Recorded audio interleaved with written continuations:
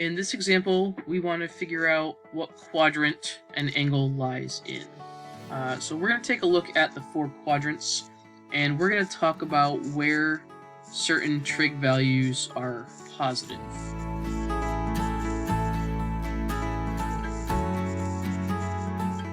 So let's get our four quadrants labeled here.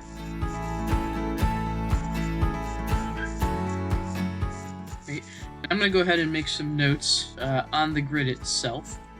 In quadrant 1, all of your trig functions are positive.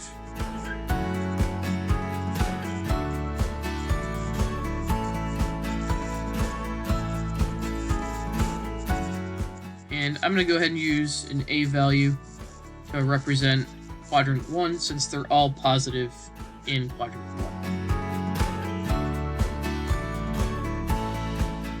In quadrant 2, your sine value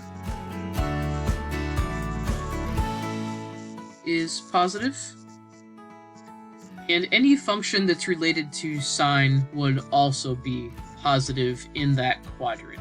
So remember that when we were working with cosecant, that was the same thing as 1 over our sine value. So cosecant would also be positive in quadrant 2.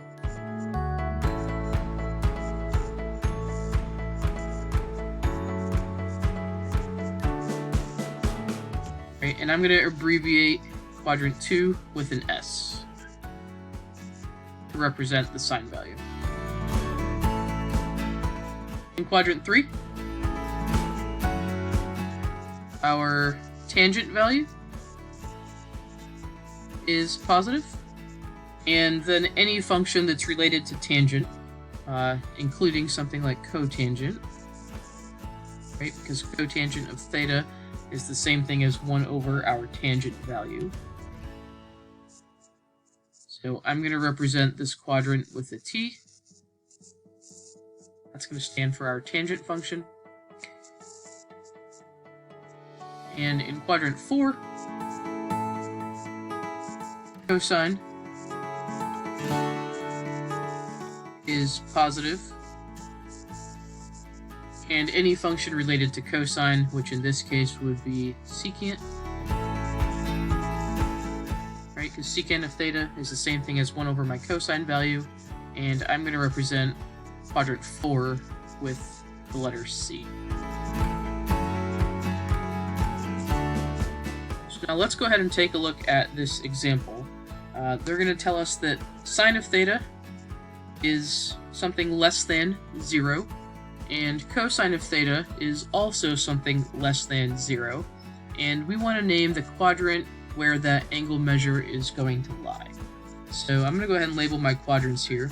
I've got quadrant 1, quadrant 2, quadrant 3, and quadrant 4.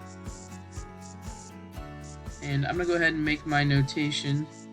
Remember that everything is positive in quadrant 1.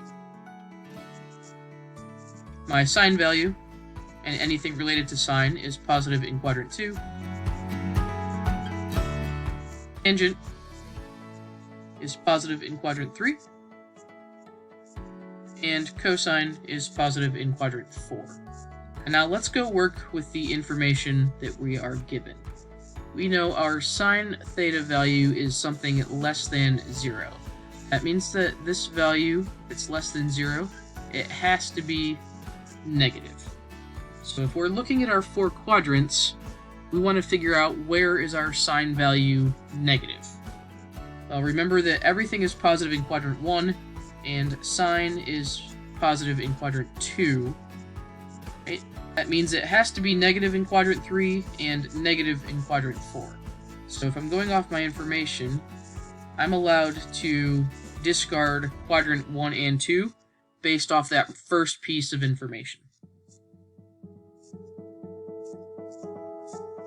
And now if I look at my second piece of information here, my cosine theta value is less than 0. That means it also has to be something that is negative. And if I go back to my quadrants, my only options right now are quadrant 3 and 4. Right? If my cosine value has to be negative, right? Well, cosine is positive here in quadrant 4, so it can't be here. Right? That means I'm going to have to draw my triangle, and my angle measure itself is going to lie in quadrant 3.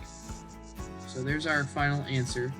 Quadrant 3 is where that angle measure is going to lie.